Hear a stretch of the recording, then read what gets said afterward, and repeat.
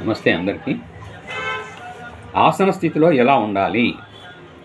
ఆసనం వేసిన దగ్గర నుండి ఆసనాన్ని తీసే వరకు కదలకుండా ఆసనంలోనే ఉండడాన్ని ఆసన స్థితి అంటారు. వేసిన ఆసనం ద్వారా శరీరానికి ఫలితం ఎక్కువగా వచ్చేది ఈ ఆసన స్థితిలో ఉండే సమయాన్ని బట్టి మాత్రమే.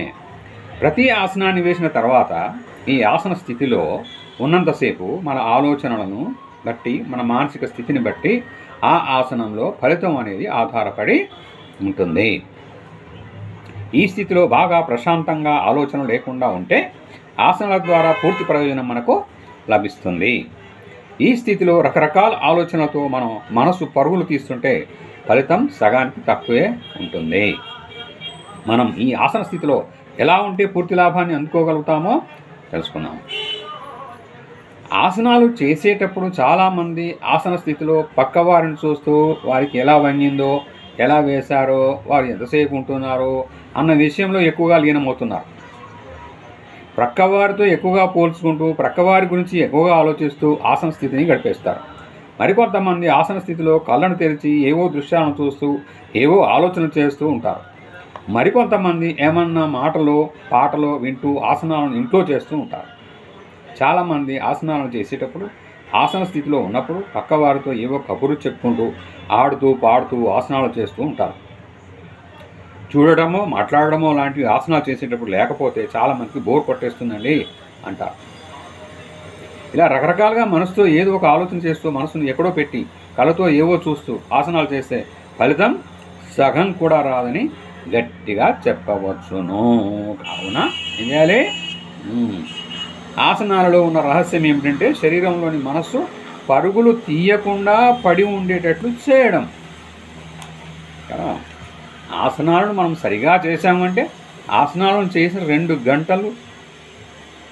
2 గంటలు మన మనస్సు స్థిరముగా శరీరం అనే పంజరంలో పూర్తిగా బంధించబడి ఉంటుంది. ఈ స్థితి ఎవరికన్నా రాలేదంటే ఆసన స్థితి సరిగా లేదని అర్థం. ఇలాంటి స్థితిని మనం అనుభవించాలంటే ఆసన స్థితిలో మన పాత్ర ఏమిటో తెలుసుకుందాం, చర్చిద్దాం, ఆచరిద్దాం. 1. కళ్ళు మూసుకోవాలి. కంపల్సరీ. ఆసనాన్ని వేసిన వెంటనే కళ్ళను పూర్తిగా మూయాలి. అంటే ఆసనం వేస్తున్నప్పుడు కళ్ళను పూర్తిగా మూసి ఉంచాలి. ఎన్ని ఆసనాలు వేసినప్పటికీ ప్రతి ఆసనం వేసిన వెంటనే అంటే స్టార్ట్ చేయగానే కళ్ళు మూసుకొని ఆసన స్థితిలో ఉన్నంతసేపు కళ్ళు తెరవకుండా అలానే ఉండాలి.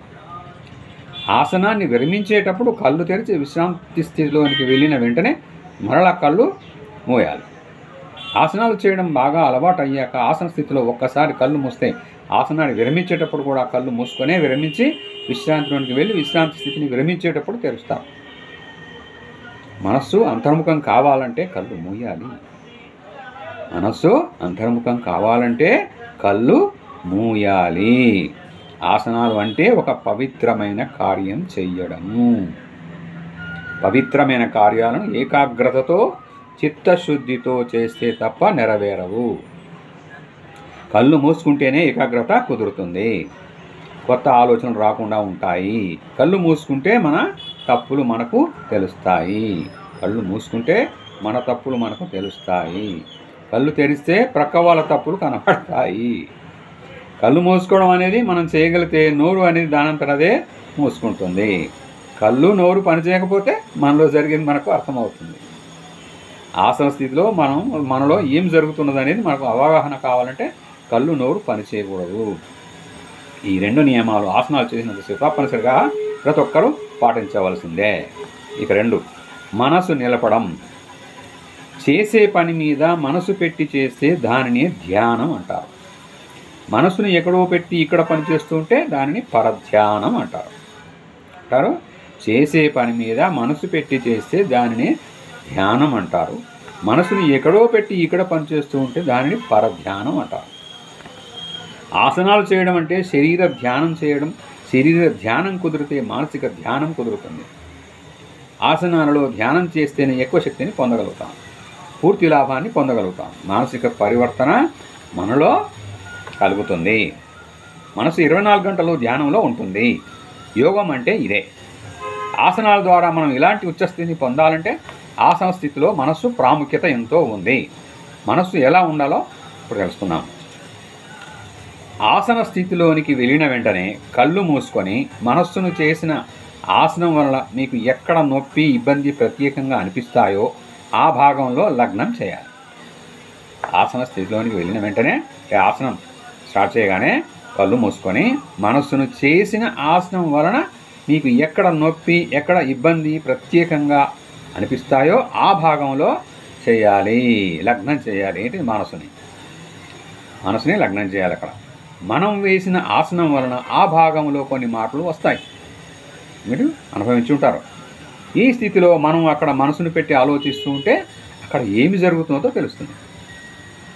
మనస్సును ఆ భాగాలపై పెట్టడం వలన వేరే ఇతర ఆలోచనలు కూడా రావు. దానితో మనస్సు ప్రశాంతతను, శక్తిని పొందుతుంది. మనం అలా మనసును ఒకే భాగంలో లగ్నం చేయడం వలన ఎక్కువ శక్తిని శరీరం ఆ భాగానికి అందిస్తుంది. ఆ భాగంలో మనస్సును ఉంచడం వలన ఆసనం నుండి ఎప్పుడూ విరమించాలనే సూచనలు తెలుస్తాయి. ఆసన స్థితిలో ఎక్కువసేపు ఉండగలగడం అనేది మనసు నిలపడాన్ని బట్టి ఆధారపడి ఉంటుంది.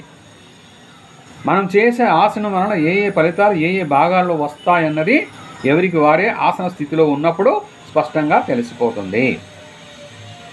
మనసు పెట్టి ఆసన స్థితిని పరిశీలించడం వలన ప్రతిరోజు ఆసన స్థితిలో సమయాన్ని కొద్ది కొద్దిగా పెంచుకోవడం వలన ఆసనాల ఫలితాన్ని పెంచుకోవచ్చు.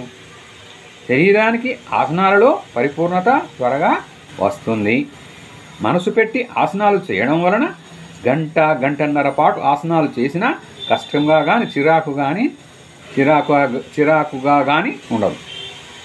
తెలియకుండా ఆ సమయం గడిచిపోతుంది. ఇలా ఆసనాలను చేయడానికి అలవాటు పడితే మళ్ళీ రేపు ఎప్పుడు ఆసనాలకు టైం అవుతుందా అని మీకు అనిపిస్తుంది.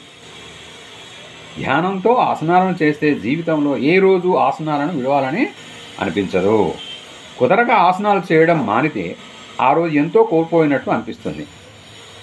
ఇలా క్రమ పద్ధతిలో మనసు పెట్టి ఆసనాలను చేస్తే అప్పుడు మీకు ఆసనాలను శారీరక ఆరోగ్యం కొరకు చేస్తున్నాననే తలంపు పోతుంది. ఆసనాలు అంటే శరీరానికి సంబంధించినవే మాత్రం కాదని ఆ రోజు అర్థమవుతుంది. ఈ పద్ధతి తెలియనప్పుడు ఆసనాలు అయితే ఏమిటి, ఎక్సర్సైజ్ అయితే ఏమిటి, ఏదైనా వ్యాయామే కదా అనిపిస్తుంది. ఇలాంటి భావన ఎవరిలోనూ కలిగిందంటే ఆసనాల గురించి ఇంకా అర్థం కాలేదని తెలుస్తుంది. ఆసనాలలో ఉన్న పూర్తి రహస్యం తెలియాలంటే మనసు పెట్టి చేయడమే అందులో ఉన్న రహస్యం.